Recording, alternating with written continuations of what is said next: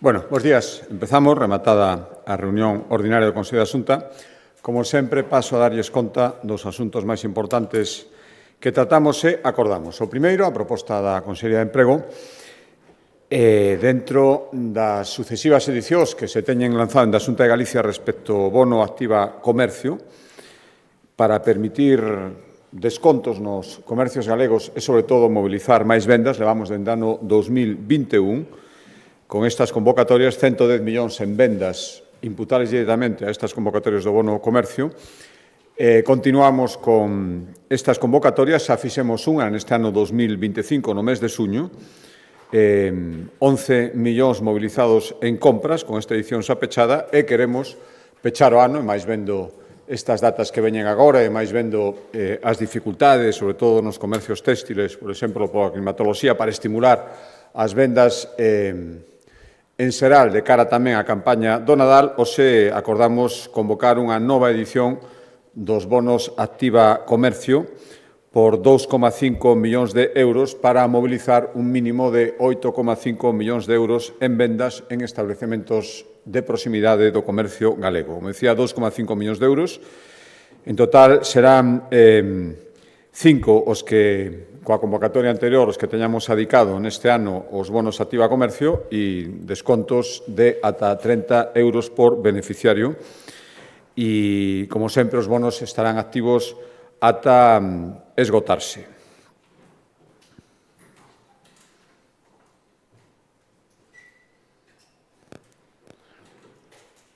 Perdón, estaba vendo. A convocatoria vai a facer a partir do 5 de novembro e os comercios que xa participaron na edición de xuño, no lanzamento de xuño, pois non terán que volver a inscribirse, os que desexen facelo por primeira vez e que terán que facelo, e a partir do 5 de novembro poderán empezar a, como digo, descargarse estes bonos Activa Comercio.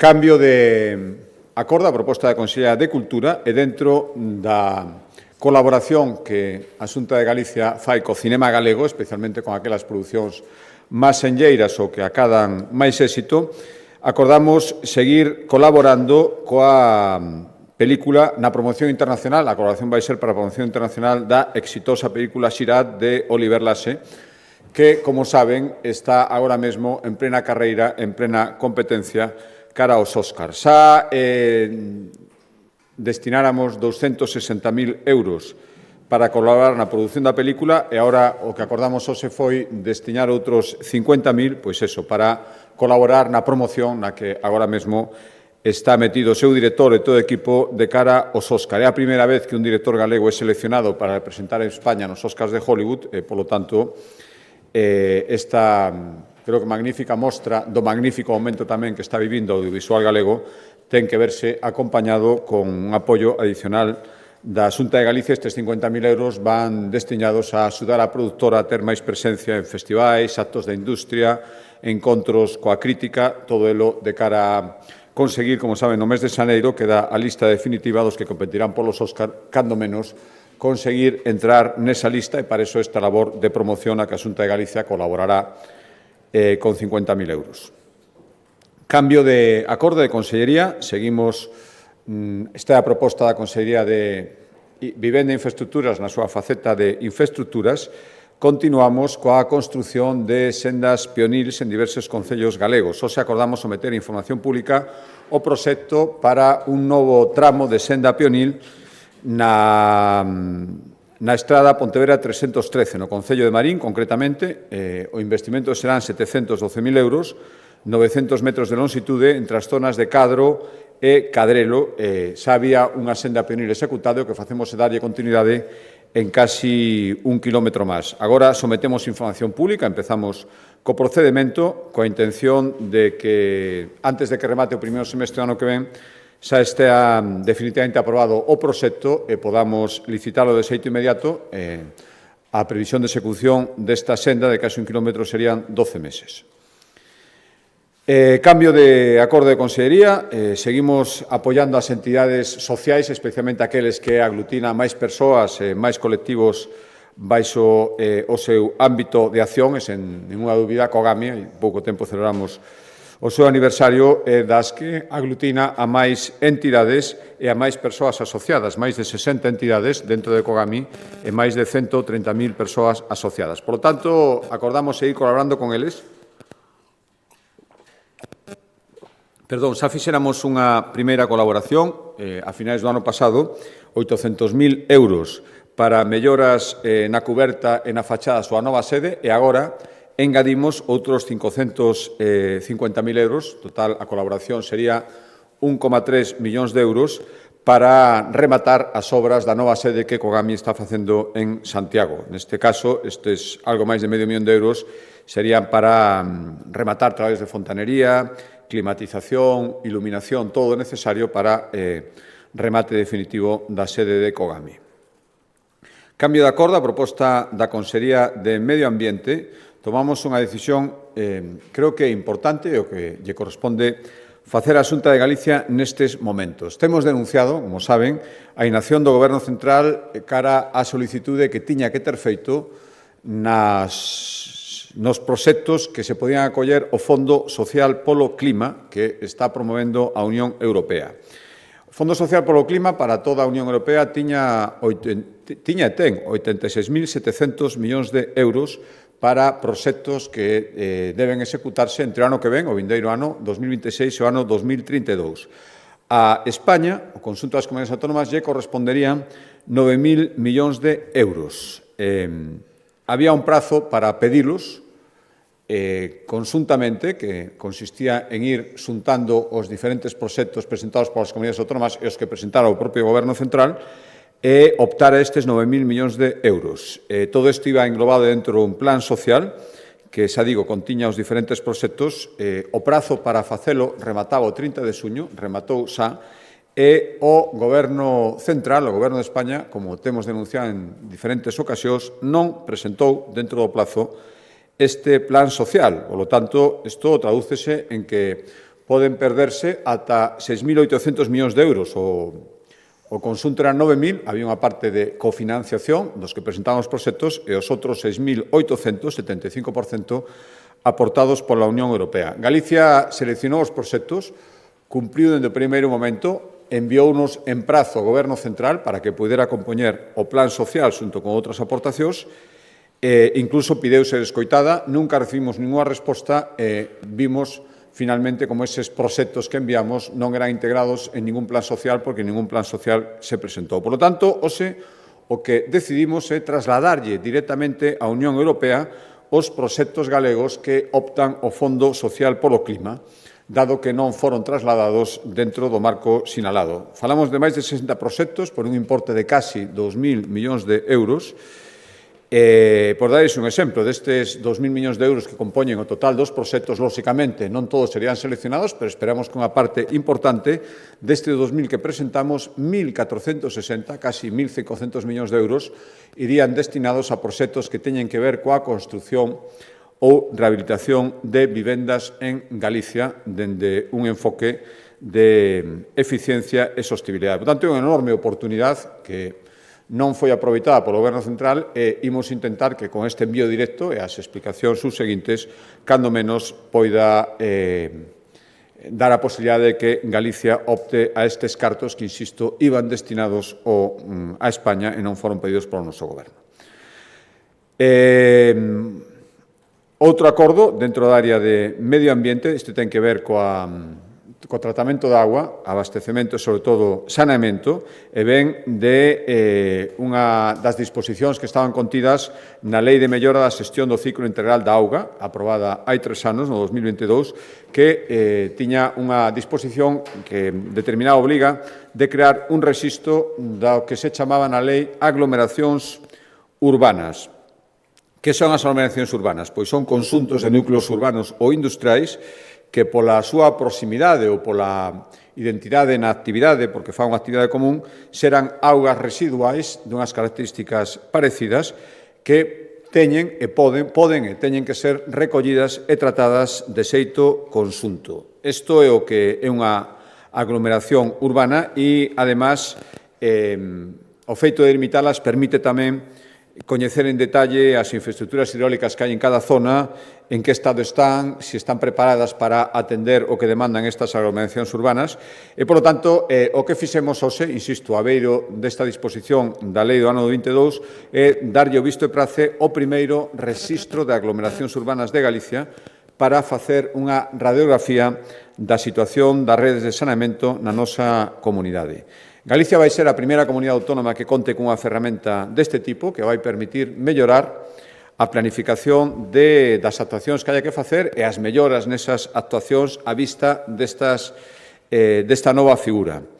Ademais, con isto estamos cumprindo cos obxectivos e exixencias da Unión Europea nesta materia. Imos poder dicir que aglomeracións teñen unha depuradora que xa lle está servindo de abondo, onde habería que facer ampliacións, incluso unha nova depuradora.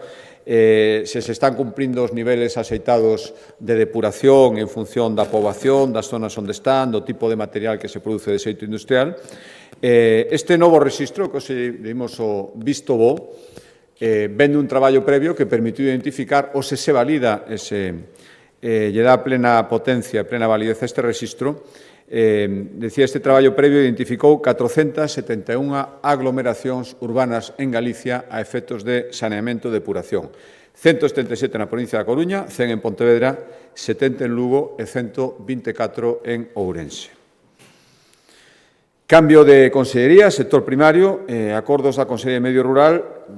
Hoxe tomamos un acordo que ven derivado da baixada de vendas que se está a producir nos últimos anos no sector do viño tinto, que está provocando acumulacións de stocks nas adegas e que os adegueiros, as DOs, acuden á Xunta de Galicia para, dun xeito conxuntural, poder atopar unha solución. A Comisión Europea, de xeito excepcional e previa autorización da Comisión Europea, pode permitir, insisto, de xeito excepcional e puntual, a chamada destilación en crise. É dicir, que permitir que os produtores afectados por esta acumulación de stocks polas baixas vendas poidan acceder á destilación deste viño para convertelo en alcohol de uso industrial. Pois ben, a Comisión Europea, previa petición, autorizou esta destilación en crise, de xeito que, logo desta autorización, o que hoxe acordamos é convocar axudas para a destilación voluntaria de viño das que poderán beneficiarse adegas das DOs do Ribeiro e de Monterrey para o viño tinto, 660.000 euros, é dicir, os adegueiros recibirán entre 66 céntimos e 1 euro por cada litro destilado. Xa levamos esta medida no 2024, na Ribeira Sacra, neste caso, afectou a 15 adegas, foron 350.000 euros e, insisto, isto é unha medida excepcional, conxuntural, que ten que estar previamente autorizada pola Comisión Europea e que o desexable é non ter que adoptala, se pode ser ninguna vez máis, e, dende logo, non de xeito regular. Entendemos que estas dúas veces a necesidade de excepcionalidade así o aconsellaba, pero non pode en ningún caso ni se vai convertir nunha medida, ninguna práctica estructural. Sigo no sector primario. A proposta tamén da Consellería de Medio Rural, hoxe aprobamos a declarar como proxecto de interese autonómico, como PIA, a ampliación das instalacións que a Casa Grande de Sanceda ten no concello de Mesía. É a primeira medida, o primeiro PIA que aprobamos no sector agroalimentario e vai permitir a Casa Grande de Sanceda triplicar o tamaño das súas instalacións.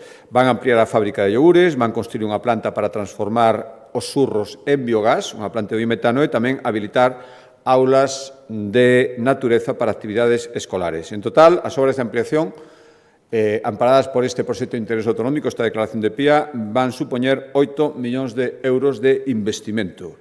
Bueno, a Casa Grande de Sanceda é coñecida, creo que, por todos, ou por inmensa maioría dos galegos, é un referente na produción ecolóxica, produce un 4,4 millóns de litros de leite ecolóxico o ano, é o maior produtor deste tipo en Galicia e un dos maiores en Europa. Agora, con esta ampliación, consolida toda a súa actividade e sigue sendo un referente na agricultura e na política agroalimentaria ecolóxica.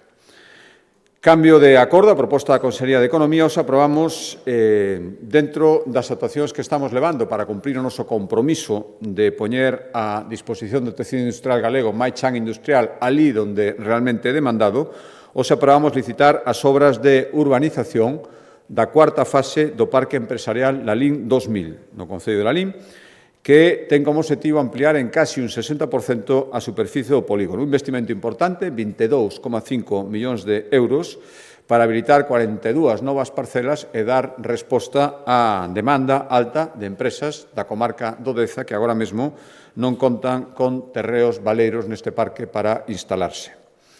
A previsión é que, con estes trámites que os aprobamos, e os subseguintes, a principios do ano 2028, esta ampliación, é dicir, a disposición das parcelas polos que os demanden, se xa xa unha realidade. Insisto, principios do ano 2028.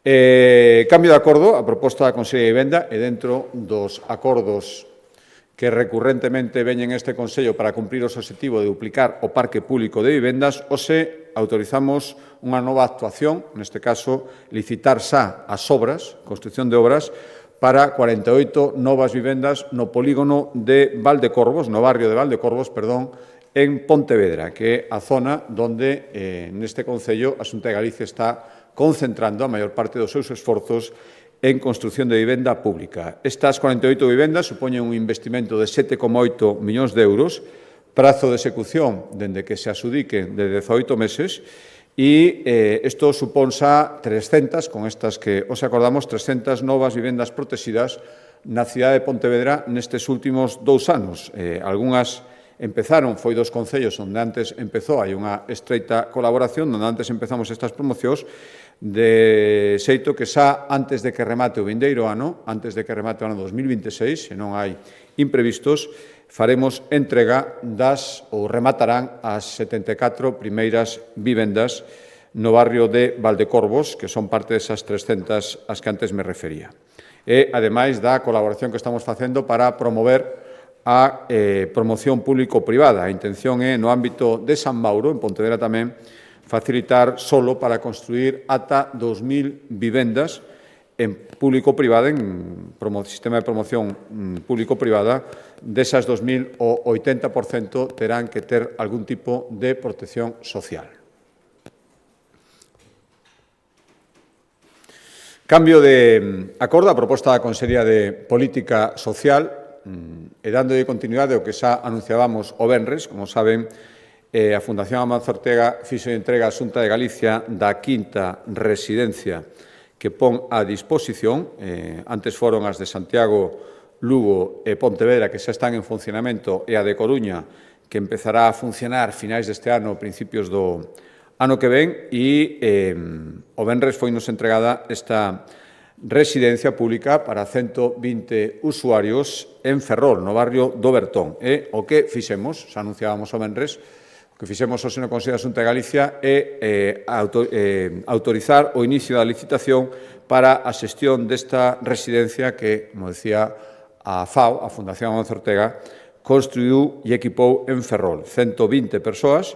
En principio, o contrato vai ter unha duración de 2 anos, pódese prorrogar ata os 5, e o orzamento base esta licitación serán 6,3 millóns de euros.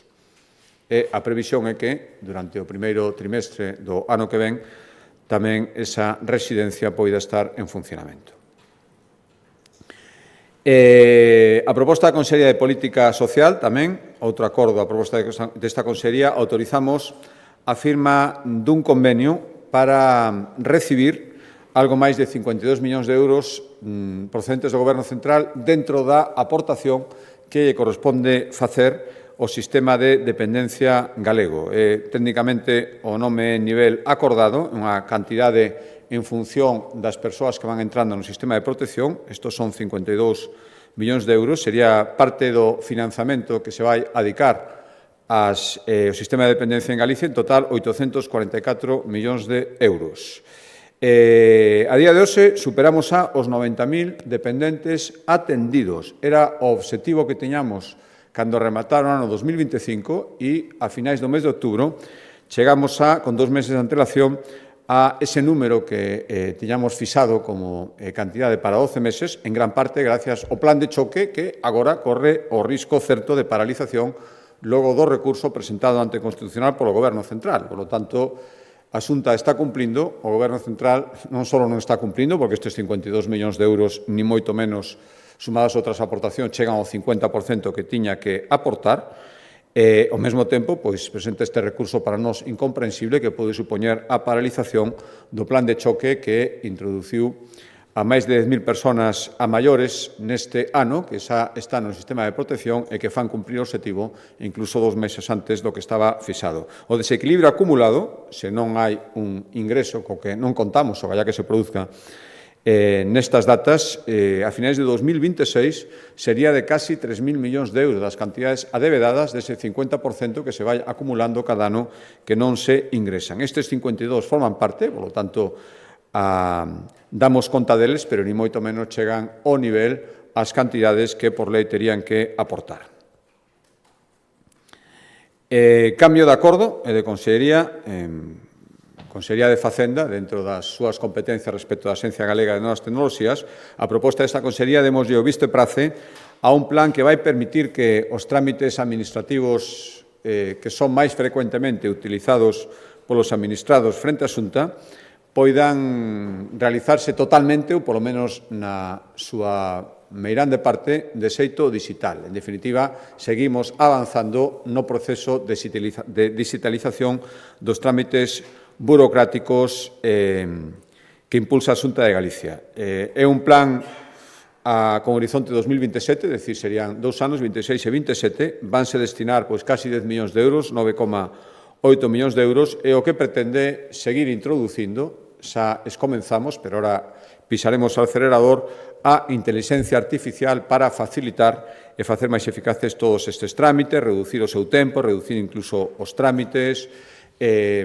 por suposto, xa non aportar ninguna documentación que sobre en poder da Xunta de Galicia por outro trámite, ainda que sea diferente, reforzar a tramitación especialmente dirixidos a certos colectivos que a toda hora tiñan que solicitar que se produciran renovacións que a partir de hora ou prórrogas vanse producir de xeito automático, especialmente todo o que ten que ver co carnés ou licencias que teñen un prazo temporal.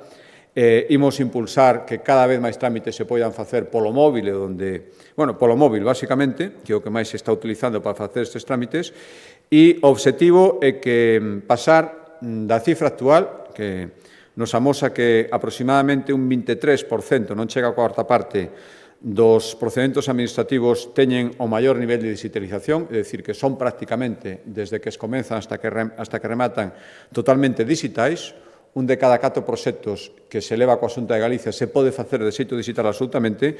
Queremos, nestes 2 anos, e logo deste plan, duplicar esta cifra e chegar ao 50%, cando menos que a metade dos procedementos que os administrados teñen coa Xunta de Galicia sexan 100% digitais e, respecto aos procedementos e os trámites máis demandados, que son aqueles que teñen cando menos 100 solicitudes ou máis ao ano, esta digitalización acade o 100% do proceso.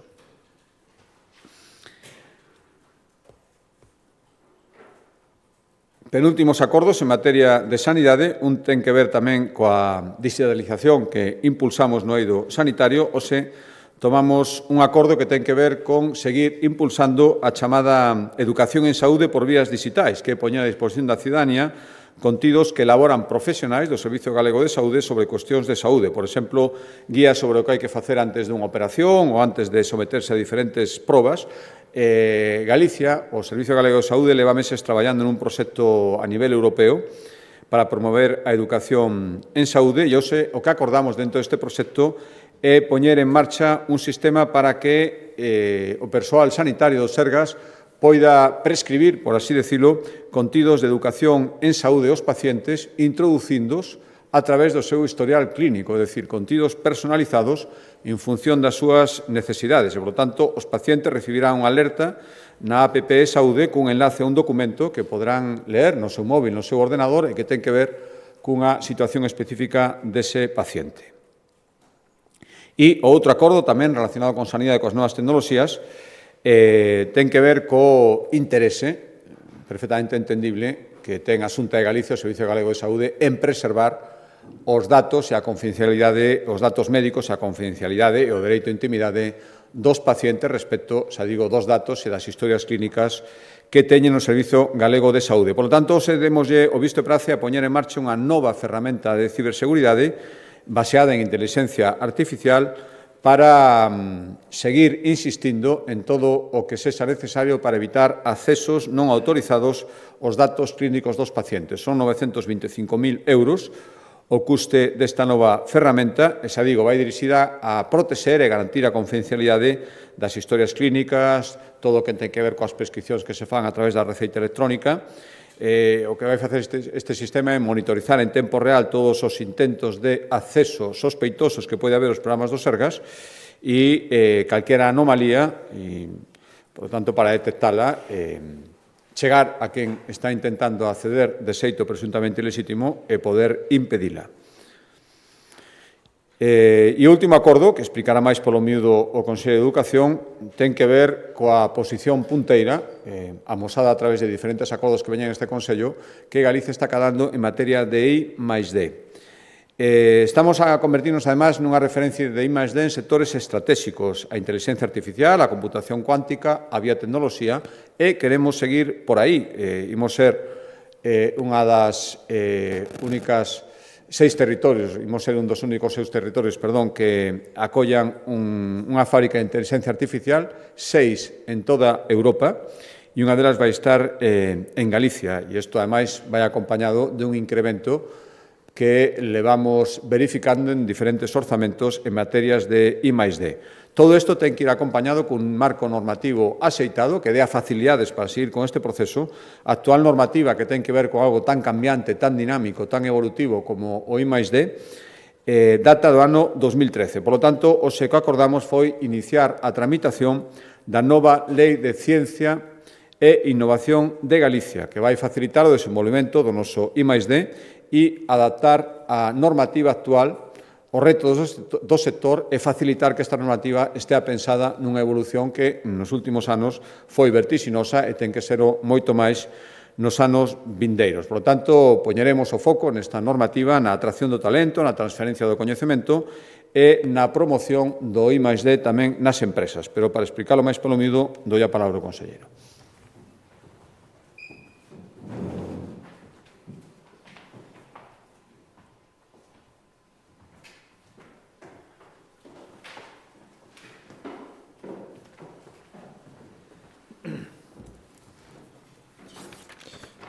Bueno, moitas gracias, presidente. Vimos de autorizar no Consello da Xunta pois o inicio do trámite da nova Lei de Ciencia e Innovación de Galicia, como ben dixo o presidente. É o primeiro paso para deseñar o camiño a seguir da nosa, nos gusta denominada I+G+I, que aspiramos poida entrar en vigor no ano 27. Como xa saben vostedes, a investigación e a innovación teñen experimentado un importante crecemento nos últimos anos, polo que precisan dun marco normativo acorde a este crecemento e que dé resposta aos cambios globais que se teñen experimentado neste ámbito, cambios que son moitos, moi rápidos e profundos. Partimos dun bo marco normativo, un marco normativo que aprobamos no ano 2013, que nos permitiu avanzar ata a situación actual. Pero identificamos que para seguir medrando e acompañar o gran momento da nosa I+D+I, compre actualizar esta lei, unha lei que dá soporte a unha aposta estratégica que estamos a facer dentro do Goberno. Esta aposta decidida identifícase en indicadores como a presentación fai moi pouco tempo do Plan de Investigación e Innovación 25-27 con máis de 1.310 millóns ou os orzamentos deste ano, do ano 26, onde a función innovación medrou un 9%. Dende o ano 13 ata hoxe, o contexto ten cambiado e avanzado con intensidade. Só uns datos. Galicia é a comunidade que máis incrementou o orzamento en I+D segundo as últimas estatísticas. Temos un aumento do 28% que prácticamente duplica a suba do conxunto do Estado. Pasamos de ter un peso no conxunto de España dun 3,6 no ano 2013 a un 5,4 no ano 2023. Contamos con máis de 14.000 profesionais dedicados a este sector, a cifra máis alta da historia, prácticamente un 50% máis que no ano 10, un 48% máis que no ano 10, cando había 10.800 profesionais.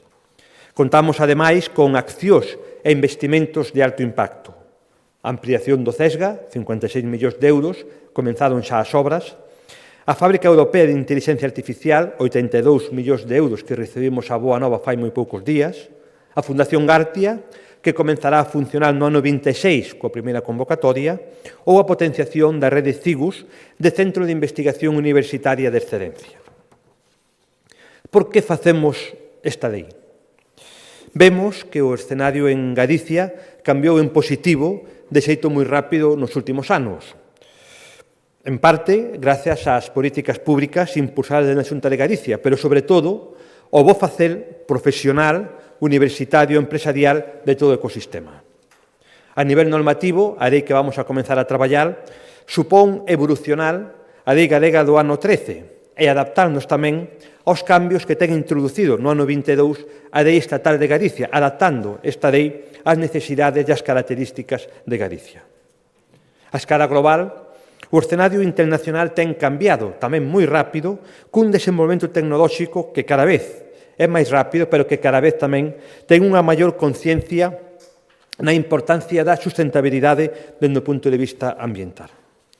A ciencia e a innovación compiten a escala internacional e debemos ter-o presente nos nosos marcos regulatorios. Outro porqué é facer fronte aos desafíos de futuro e adaptar as bases da nosa política científica a ámbitos como é a gobernanza, a transferencia, o persoal ou facer a ciencia atractiva polo investimento privado. Queremos deseñar a Galicia do futuro, a Galicia da ciencia, a Galicia do coñecemento, e creo que temos alicerces sólidos para que a I+D+I contribúa cada vez máis á Galicia calidade que estamos construindo entre todos. Unha Galicia calidade onde a ciencia e a innovación deben ter un papel fundamental, porque somos conscientes de que a sociedade e a economía do futuro será, en parte, a sociedade do coñecemento e tamén a sociedade da ciencia. Para que facemos esta lei? A nova lei regulará aspectos moi relevantes para seguir mellorando e incidir en algúns campos que paso a detallar a continuación. Primeiro, a especialización. A queremos facer para apostar por a planificación e a coordinación do sistema galego, con boas estructuras de gobernanza e xestión e claramente enfocada a áreas estratégicas na que somos especialmente bons para competir. En segundo lugar, o financiamento, para deseñar e garantir un financiamento estable e plurianual, onde o esforzo inversor da administración pública debe ir tamén acompañado do sector privado, é dicir, facer atractivo a ciencia ao sector privado con incentivos fiscais ou outros instrumentos para captar investimentos privados. Terceiro lugar, recursos humanos, para ordenar e mellorar a carreira investigadora, incorporando, de feito, o decreto aprobado no ano 24 e tamén con medidas para o retorno do talento con indicadores de avaliación de resultados. Cuarto lugar, transferencia, para impulsar a transferencia efectiva no coñecemento, para favorecer así a creación e o fortalecemento de empresas de base científica, fundamentalmente startups e spin-off, tendo moi en contacto, incrementando o contacto entre a universidade e a empresa, mellorando a alianza entre as mesmas, é dicir, entre a investigación e o mercado. Quinto lugar, infraestructuras científicas, para rendabilizar o aproveitamento das infraestructuras científicas e tecnolóxicas, propiciando mecanismos e regulando mecanismos de uso compartido e de xestión coordinada. Sexto, novas tendencias en ciencia, para adaptarnos á configuración de novos modelos de investigación e innovación que fai 12 anos prácticamente non existían, como pode ser a profundización e a presenza que ten actualmente a inteligencia artificial e as diferentes posibilidades que ofrece o proceso de digitalización. Sétimo, difusión territorial, para apostar por a innovación territorial e o apoio ás PEMES, mellorando o acceso aos fondos de innovación, simplificando e reducindo os trámites burocráticos e priorizando que calquera galego, viva onde viva, poida beneficiarse grazas aos plans locais de I+D+I que aquí se regularán.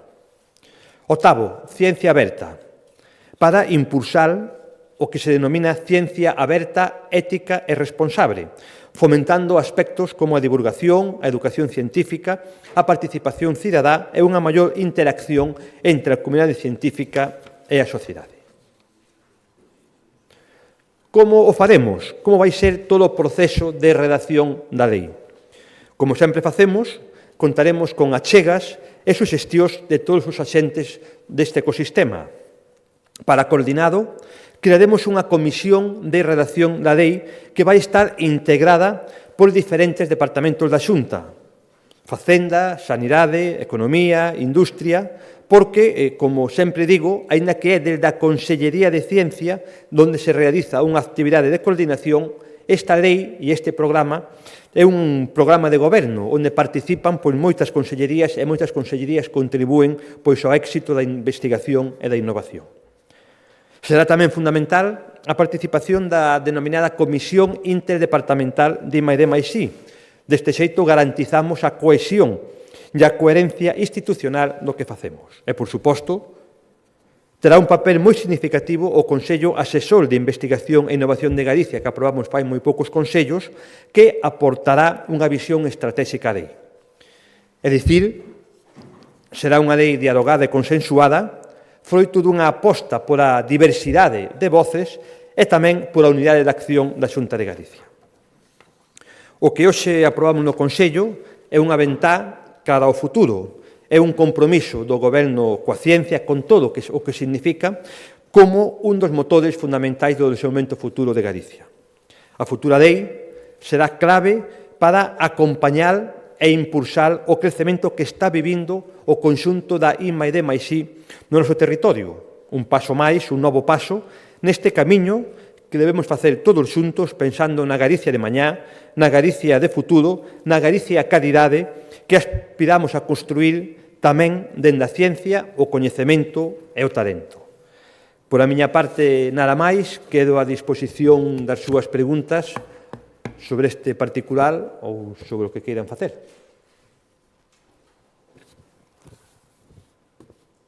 Se non hai preguntas, moitas gracias.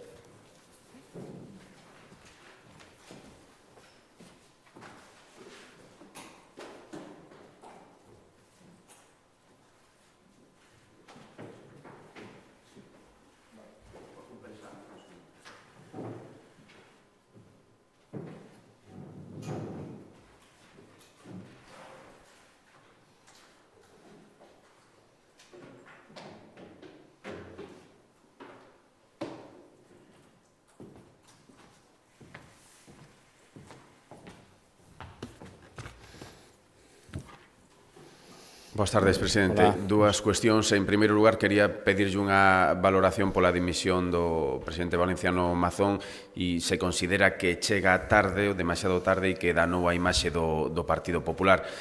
Por outro lado, quería preguntarlle, diversos expertos económicos apuntan a eivas nos presupostos da Xunta e din que son unha autoemenda, sobre todo en materia de vivenda e de incendios. Que lle parece? Gracias.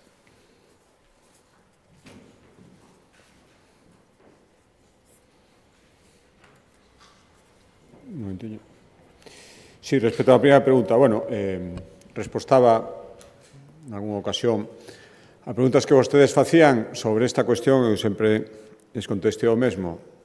A decisión de renunciar, dimitir ou non, era unha decisión persoal e o presidente Mazón tomouna e anunciouna esta mañán. Eu, sinceramente, creo que escoitando ademais as súas razóns e estando presente outro día ademais no funeral en Valencia, creo que fixo o correcto e o aceitado. Que pena que non cundo exemplo e algúns que teñan moita responsabilidade sigan actuando tamén na dana con esa soberbia e con facer ver que non vai nada absolutamente con eles. Escudábanse sempre no presidente Mazón, non sei o que farán a partir de agora, sinceramente. E respecto a outra pregunta, mire, primeiro, eu sempre digo mesmo, estou encantado de que se poida discutir sobre uns orzamentos que existen, que están presentados un ano máis no Parlamento de Galicia e, por lo tanto, sobre os que se pode opinar, sobre os que se pode ter, lóxicamente, diferentes valoracións. Eu agardo que estes orzamentos sexan aprobados novamente polo Parlamento e o que podo asegurar é que creo que, aparte de cumprir con a nosa responsabilidade, e volvo a poñer en valor o que significa ter orzamentos cada ano, o incumprimento, incluso da Constitución, que é nin tan siquera presentalos, o que intentamos é respostar ás necesidades de Galicia, que son cambiantes, e ser un goberno dinámico. E, por lo tanto, se nun ano temos que facer unha especial reforzamento de algunha política, priorizándoa sobre calquera outra, pois hai que facela. Non creo que sexa, de todas maneiras, o caso nin da política de vivenda. Levamos, dende o principio desta legislatura, e xa antes mo teñen escoitado, dicindo que ten que ser unha política prioritaria, e creo que o amosamos non son nos orzamentos que volven medrar en materia de vivenda, sino en cada luns nos Consellos da Xunta de Galicia, onde sempre temos acordos relacionados con incrementar o parque de vivenda. Respecto á política industrial, aí teño tamén clarísimo que non temos cambiado. Galicia necesita proxectos que aproveiten as nosas propias posibilidades e que pechen aquí ciclos productivos basándose nos nosos recursos naturais, sempre cando, por suposto, cumpran a lei. Eso é o condicionante básico. E, polo tanto, volvo a decir algo que me escoitaron moitas veces. A política industrial da Xunta de Galicia seguirá consistindo en impulsar aqueles proxectos que consideramos de futuro e que acrediten que son respetuosos co medio ambiente. Buenas tardes, presidente. Quería conocer también su opinión sobre el otro gran tema de actualidad nacional, quizás, que es el juicio al fiscal general del Estado, Álvaro García Ortiz. Quería saber un poco su valoración, su visión general sobre el tema y también qué opina de que la Abogacía del Estado haya pedido ahora la nulidad de la investigación por considerarla injusta y, en teoría, también haberle puesto en una situación de indefensión. Muchas gracias. Sí, bueno, é certo que, como vostede decía, é outra gran noticia do día, eclipsada pola actualidade máis rabiosa ou máis inesperada, polo menos na data da dimisión do presidente Mazón, pero creo que isto é algo que non nos pode deixar de perder o foco sobre a situación absolutamente inédita e, na miña opinión, absolutamente inadmisible de que un fiscal xeral en exercicio se sente nun banquillo con todas as circunstancias que isto supón. E con todos os antecedentes que coñecemos sobre este caso. Creo que é un momento de deixar actuar os xuíces que algúns se están encargando de cuestionalos, parece ser que de xeito preventivo, por si non lles gustara o que despois volven decir. Son os que sempre cuestionan a actitud dos xuíces e opinan deles según lles gusten ou non lles gusten as sentencias. Non vou facer eso, creo que é un momento de que os xuíces que a xustiza que decidiu procesar a todo un fiscal xeral do Estado en exercicio, que decidiu sentarse no banquillo sin dimitir, que falen de todo isto, e eu agardo, de verdade, que todas as institucións do Estado, especialmente aquelas que representan os máis altos estamentos xurídicos e de garantía da legalidade, estean á altura e entendan que non poden actuar a outras órdenes nin con outras instruccións que as da propio ordenamento xurídico e as da propia lei. Agardo que todos estean á altura e que despois a xustiza decida respecto a unha situación, na miña opinión, que non se tiña que ter producido. É inadmisible e non pasa en ningún outro sitio de Europa, non se entende que un fiscal xeral do Estado en exercicio e sin renunciar estea sentado nun banquillo por acusacións tan graves.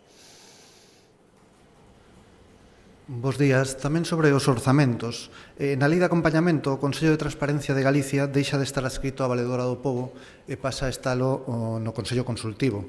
Pero non hai ninguna explicación de motivos na modificación legal. Por que ese cambio? E tamén na Lei de Acompañamento múdase a normativa das medallas de Galicia para podelas outorgar sen ningún expediente de valoración de mérito. Perdón, a segunda. Sí, tamén na Lei de Acompañamento múdase a normativa das medallas de Galicia para podelas outorgar sen elaborar ningún expediente de valoración de méritos das persoas galardoadas. Teme a Xunta que a medalla a Princesa Leonor poida ser anulada por outorgalas en ese expediente previo de valoración de méritos. Gracias. Sí, respecto á primeira pregunta, mire, razóns de operatividade respetando, en todo caso, as garantías do ordenamento xurídico. Creo que ninguén pode poñer en dúbida que recaiga nunha institución ou noutra, neste caso no Consello Consultivo, que se engaden novas funcións, eso non vai en detrimento, sino moito menos de garantir a plena observancia do ordenamento xurídico e dun funcionamento axeitado. Por lo tanto, é unha decisión por mudar a operatividade, pero sempre pensando que a garantía do ordenamento xurídico vai estar plenamente garantida en todo caso. E respecto á segunda pregunta, non, eu creo que a concesión das medallas ten unha parte importante de valoración máis alá de criterios xurídicos que, no caso, non poden ser ignorados, pero creo que non é o fundamental. Simplemente entendemos máis axeitado este novo mecanismo e non ten ninguna outra implicación, nin ten nada que ver con ningunha decisión concreta que tomáramos no pasado ou podamos tomar no futuro. Bos días, presidente. Queria preguntar pola decisión do Tribunal Supremo de xulgar ao exministro ex número 2 do Partido Socialista, José Luis Ábalos, o empresario Víctor de Aldama e a Coldo García polas presuntas irregularidades na compra de mascarillas durante a pandemia. Gracias.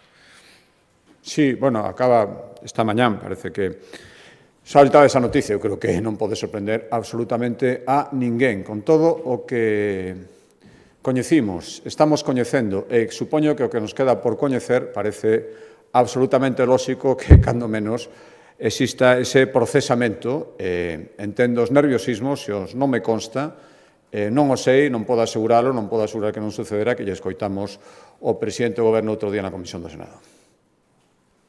Boa tarde, presidente. Dúas cuestións. A primeira é sobre a decisión de Finsa de abandonar o clúster da Madeira.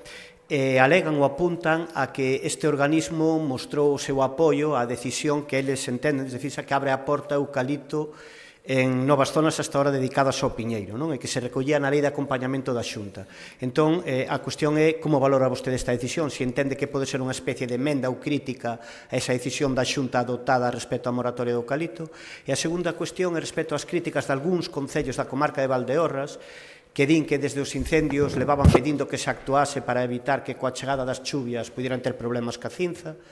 Entón, chegaron as chuvias, din que tuveron eses problemas e lamentan un pouco eses concellos que desde a Xunta non se tivese actuado como pedían. Como valora eso? Grazas.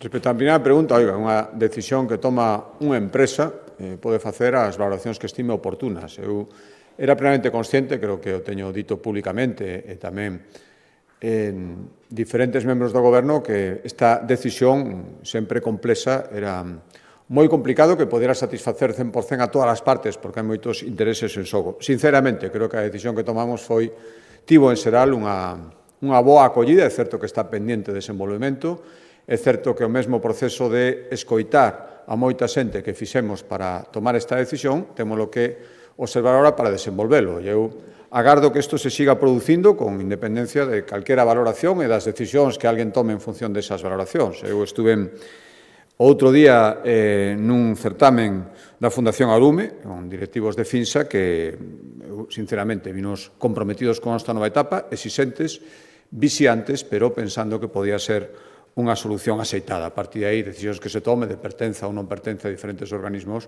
son alleos unha decisión da Xunta de Galicia que se tomou, insisto, pensando que era a mellor, entendendo que non pode contentar ao 100% a todo o mundo. Respecto á segunda pregunta, creo que temos escoitado moitas veces. Creo que dende o principio nos dixemos, primeiro, na época, no momento máis complicado dos lumes, conseguir extinguilos canto antes, segundo, arbitrar as axudas e estar no proceso de recuperación dos terreos e das superficies ardidas e previr as súas consecuencias.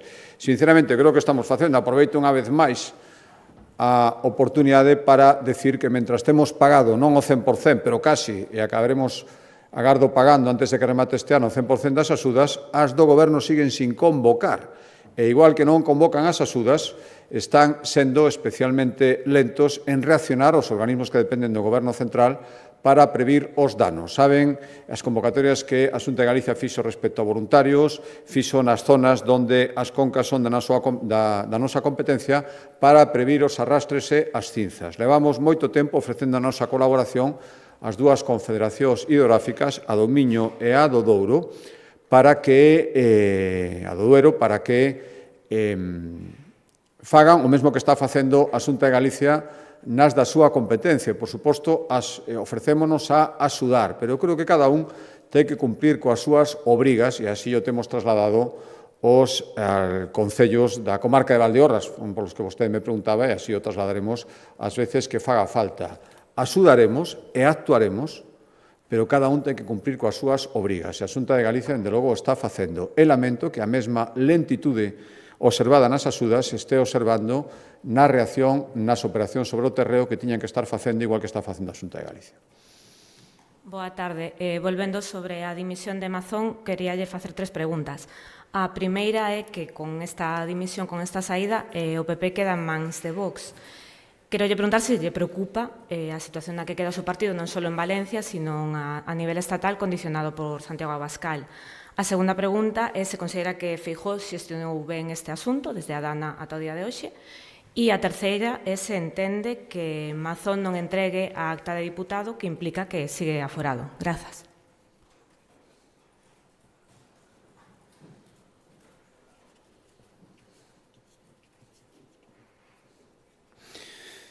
Sí, en mans de Vox, o PP ten unha maioría parlamentaria, é certo que non é maioría absoluta, pero non é maioría parlamentaria nas Cortes Valencianas e, polo tanto, o presidente Mazón apelaba a que a maioría que lle permitiu ser presidente da Generalitat no seu momento para que permitan unha transición e garantir a gobernabilidade e, por certo, non esquezamos o que, na miña opinión, opino desde fora, pero creo que coincido con moitísima xente, sigue sendo máis importante que o proceso de reconstrucción que ni moito menos está rematado e para iso necesita un goberno que siga funcionando e, polo tanto, o que piden é, lóxicamente, poder seguir facer eso posible conformando unha maioría que permita investir novo presidente e novo goberno. Eso cada un pode interpretar o que para mí, dende logo, significa eso nada máis e nada menos. Creo que o presidente Feijóo foi coherente de principio a fin co que dixo e co que logo sucedeu. Se decía que a decisión de Mazón foi a aceitada, a correcta, decía el, creo, e creo que eso concorda con todo o que sostivo e a súa actitude durante todo este tempo. Recordaba o propio presidente Mazón que o presidente Feijóo lle dixera, nada máis producirse a Dana, que tiña que pedir esa solicitude de pasar ao nivel 3 e que se equivocou por non facerlle caso. Por lo tanto, creo que o presidente Feijóo estaba dando os consellos e tomando as decisións aceitadas. Había que preguntarse por que o Goberno Central, unha vez máis, o facioso presidente Mazón, por que non lle interesaba e por que preferiu ventilalo con aquelo de que si necesitan ayuda que me la pidan, que creo que acompañará durante toda a súa vida tamén o presidente do Goberno, a Pedro Sánchez. E respecto á terceira pregunta, non entrega a diputado, bueno, parece ser, a verdade é que tampouco tiven moito tempo hoxe mañán de Consello da Xunta para saber os detalles. Non sei se definitivamente foi o que dixo ou que non. En todo caso, volvo a decir que, igual que a dimisión é unha decisión persoal, permanecer ou non como diputado o é tamén, que supoño que aqueles que lle pedían a súa dimisión, no fondo pretendendo que permanecera para seguir poder pedindo a dimisión e tapar as dimisións de outros e outras que non se van producir, agora cambiarán o foco e dirán que o problema é que sigue diputado e que vai seguir, non o sei, coa intención de seguir tapando a outros que non admiten nin asumen a mínima responsabilidade e, na miña opinión, tamén as teña.